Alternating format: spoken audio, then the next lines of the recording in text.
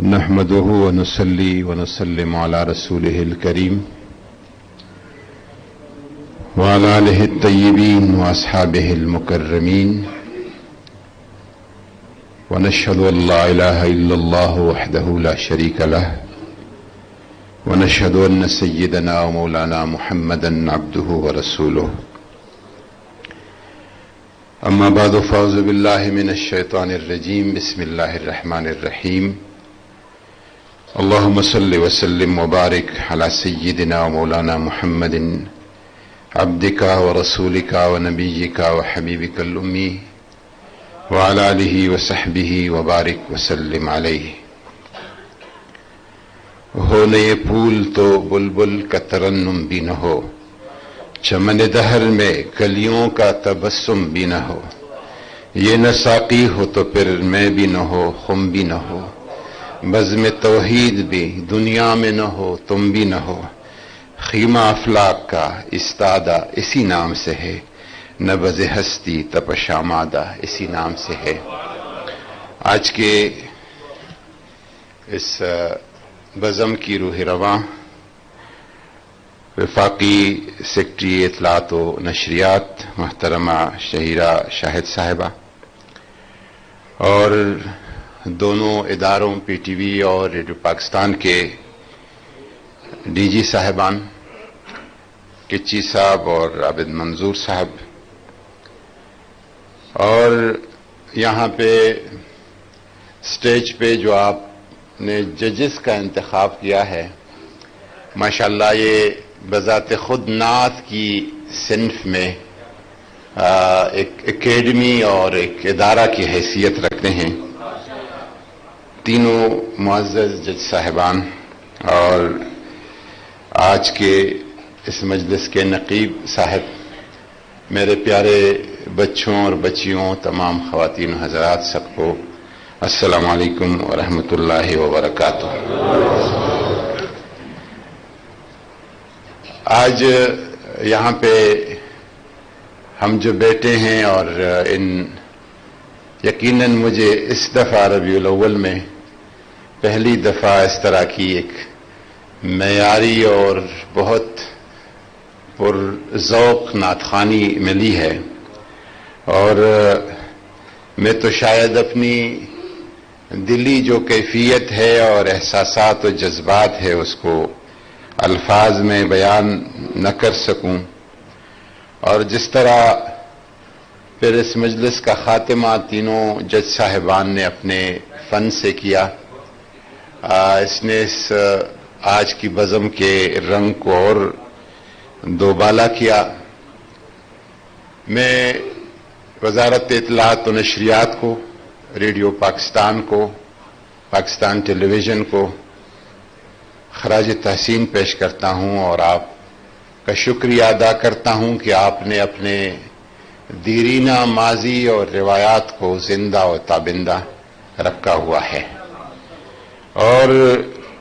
آپ ہماری ثقافت کے جو رنگ ہے ان رنگوں میں انتہائی خوبصورت رنگ جو ہے وہ نعت خوانی کا رنگ ہے. اور آپ آج کی اس بزم سے یا جو آپ کے پروونشل ہیڈ کوارٹرز میں جو تقریبات اس طرح کی ہو گئی ہیں، اس ثقافتی رنگ کو بھی آپ فروغ دے رہے ہیں، اور اپنے آج کو، اپنی حال کو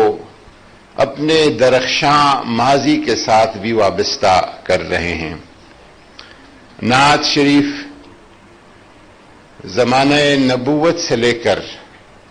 آج تک یہ اس امت کا ایک معمول رہا ہے، سنت اور وتیرہ رہا ہے. اور سب سے پہلے بہت سارے بچوں بچیوں کو یہ پتہ نہیں ہوگا کہ حضور کا نعت سب سے پہلے حضرت خواجہ عبد المطلب جو حضور کے دادا تھے اس نے پڑھا تھا، پھر خواجہ ابو طالب نے پڑھا تھا، اور پھر عہد صحابہ سے حسان ابن ثابت اور عبداللہ ابن رواحہ سے گزرتے گزرتے آج سلمان صاحب اور نور محمد جلال صاحب سرور حسین نقشبندی تک یہ فن پہنچا ہے. اور جس نے بھی جتنا اس نے کہنا تھا کہہ لیا ہے، لیکن انہوں نے پھر اپنی عاجزی کا اظہار کیا ہے. حسان ابن ثابت کہتا ہے کہ خلقت مبرأ من کل عیب کأنک قد خلقت کما تشاء. اے اللہ کے حبیب، تجھے عیوب سے ایسے پاک بنایا گیا ہے اور بھیجا گیا ہے جیسے جس طرح تو چاہتا تھا اسی طرح تیرے رب نے آپ کو بنایا ہے. اور امام ابو حنیفہ جب حج پہ حضور کی مواجہہ کے سامنے کھڑے ہوتے ہیں تو وہ کہتے ہیں یا سید السادات جئتک قاصدا ارجو رضاک واحتمی بحماک. اے سرداروں کے سردار، میں تیرے لیے آیا ہوں، مجھے آپ کی رضا چاہیے اور آپ کی حمایت چاہیے. ہر شخص نے اپنی محبت نچاور کیے ہیں، اور سعدی شیرازی جس کی سخنوری کا کوئی مثال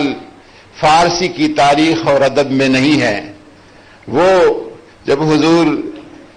کا نعت پڑھتا ہے یا صاحب الجمال و یا سید البشر من وجهك المنیر لقد نور القمر لا يمكن الثناء كما كان حقه بعد از خدا بزرگ توئی قصہ مختصر. میں کیا کہوں گا، اللہ کے بعد اگر بڑائی اور مرتبت کسی کا ہے تو وہ آپ کا ہے. اور اسد اللہ غالب، مرزا اسد اللہ غالب کتنا بڑا شاعر، کتنا بڑا سخنور، جب حضور صلی اللہ علیہ وسلم کی تعریف پہ آتا ہے تو عاجزی کا اظہار یوں کرتا ہے، غالب ثناء خواجہ بیزداں گذاشتے میں کہ ذات مرتبہ دانے محمد است، کہ میں اپنے خواجہ کا، حضور کا جو مدحت ہے، ثنا ہے، وہ اپنے رب پہ چھوڑتا ہوں، کیونکہ مجھ سے نہیں ہو سکتا، وہی حق ادا کر سکتا ہے حضور صلی اللہ علیہ وسلم کی مدحت کا. اور آج ایک نعت یہاں پڑھا گیا کہ سرور کہوں کہ مالک و مولا کہوں تجھے، شاہ احمد رضا خان بریلوی. سرور کہوں کہ مالک و مولا کہوں تجھے، باغ خلیل کا گل زیبا کہوں تجھے. یہ سارا نعت جب پڑھتا ہے تو آخر میں کہتا ہے لیکن رضا نے ختم سخن اس پہ کر دیا، خالق کا بندہ خلق کا آقا کہوں تجھے. یہ حوالے دینے کا مطلب یہ تھا کہ یہ ہماری تاریخ ہے، ہمارا بنیاد ہے، ہمارا اثاثہ ہے، ہماری ثقافت ہے. اور ریڈیو پاکستان اور پی ٹی وی نے اگر فروغ دیا ہے تو اپنی تاریخ کو دیا ہے، اپنی ثقافت کو دیا ہے، اور اپنی روحانیت کے بنیادوں کو دیا ہے. الحمدللہ اس سال حکومت پاکستان عشرہ رحمت للعالمین جو ہے وہ منا رہی ہے، اور حکومت کی پوری مشنری اور ہمارا جو نیک بخت پرائم منسٹر صاحب ہے، ہر صبح ہر شام شہیرہ صاحب کو پتہ ہے کہ کتنا وہ لگا رہتا ہے کہ کہاں پہ محفل ہوا، کیا ہوا، کس حوالے سے ہوا. اور وہ چاہتے ہیں کہ حضور صلی اللہ علیہ وسلم کی محبت کی جو یہ خوشبو ہے، یہ ہماری نوجوان نسل جو ہے اس خوشبو سے مزین ہو، اور یہ خوشبو نوجوان نسل کو پہنچے. اور جو ہمیں افراتفری کلچر کے نام پر، ثقافت کے نام پر، اور جو تعفن پھیلا ہوا ہے، پرائم منسٹر صاحب کا خیال ہے کہ اس کا ایک ہی علاج ہے، اور وہ ہے رحمت للعالمین کی ذات اور شخصیت، ان کے ساتھ وابستگی، ان کے ساتھ تعلق اور ان کے ساتھ اپنا ناطہ جوڑنا. اس مقصد کے لیے عشرہ رحمت للعالمین کو منانے کا حکومت نے عزم کیا ہے، اور پرائم منسٹر صاحب نے خود ہر دن کے لیے ایک تھیم اور ایک موضوع رکھا ہے. کل کا 13 اکتوبر کا جو گزرا کل ہے اس کا ہمارا تھیم تھا حضور صلی اللہ علیہ وسلم بحیثیت محسن نسوان. خواتین کو آپ نے جو عزت اور احترام دیا. آج کا ہے حضور صلی اللہ علیہ وسلم بطور پاسبان اقلیتوں کے حقوق کے. کل کا جمعے کا دن 15 اکتوبر کا جو ہمارا تھیم ہے حضور صلی اللہ علیہ وسلم کا عفو درگزر اور عدل و انصاف. تو اس طرح ہر دن کے لیے ایک تھیم دیا گیا ہے. سرکاری جتنی تقریبات صوبوں میں یا مرکز میں ہوتی ہیں اس موضوع اور اس عنوان سے ہوتی ہے. میں ایک بات جو آخری سلمان صاحب نے پڑھا کہ حشر میں حضور صلی اللہ علیہ وسلم جب اپنا سر مبارک اٹھائیں گے سجدے سے، تو یہ اس حدیث پہ اپنی بات کو میں ختم کرتا ہوں کہ صحیح حدیث ہے، بخاری اور مسلم کی حدیث ہے کہ حضور صلی اللہ علیہ وسلم روز حشر اپنا سر مبارک جو ہے زمین پر رکھیں گے اپنے رب کے حضور سجدے میں، اور گڑ گڑا کے اللہ کی بندوں کی معافی کے لیے روئیں گے. اور جب آپ کا سجدہ طویل ہو جائے گا، گڑ گڑانا زیادہ ہو جائے گا، تو اللہ تعالیٰ حدیث کے الفاظ ہیں کہ اللہ تعالیٰ اپنے حبیب سے کہے گا کہ ارفع رأسک یا محمد، اے محمد، اے میرے محبوب، اپنے سر مبارک کو زمین سے اٹھا، سل توتا، تو جو کچھ مانگتا ہے میں دے دیتا ہوں، وشفا تو شفا، اور تو جس کی شفاعت کرے گا میں آپ کی شفاعت کو رد نہیں کروں گا. اللہ کرے کہ ہم بھی شفاعت کی اس میدان میں اور شفاعت کے اس دن سے بہرور ہو جائیں. میرے بچوں ابھی رزلٹ آئے گا،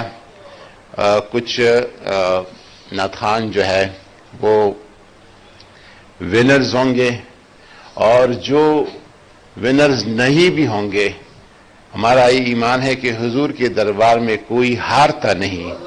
وہاں پہ ہمیشہ بندہ جو ہے وہ جیتتا رہتا ہے. میں جب اسکول کا اسٹوڈنٹ تھا تو میں نے بہت سے مقابلوں میں حصہ لیا اور ہمیشہ ہارا ہوں، کیونکہ میں کوئی زیادہ خوش گلو نہیں تھا، میں اردو بھی اچھا نہیں پڑھ سکتا تھا، میں ہمیشہ ہارا ہوں. لیکن اس ہارنے کا فائدہ مجھے یہ ہوا کہ ہارنے کا خوف میرے اندر سے ختم ہو گیا ہے. میں اگر ہاروں یا جیتوں میرے لیے یہ کوئی فرق نہیں پڑتا. انشاءاللہ تعالی آپ کا جو یہ سفر ہے یہ جاری رہنا چاہیے. یہ مشق اور یہ طلب جو ہے، نعت کے ساتھ یہ وابستگی جو ہے، یہ جاری رہنی چاہیے، اور ہمیں اس فن کو اور اس سنت کو انشاءاللہ قیامت کی صبح تک زندہ رکھنا ہے. وما علینا الا البلاغ.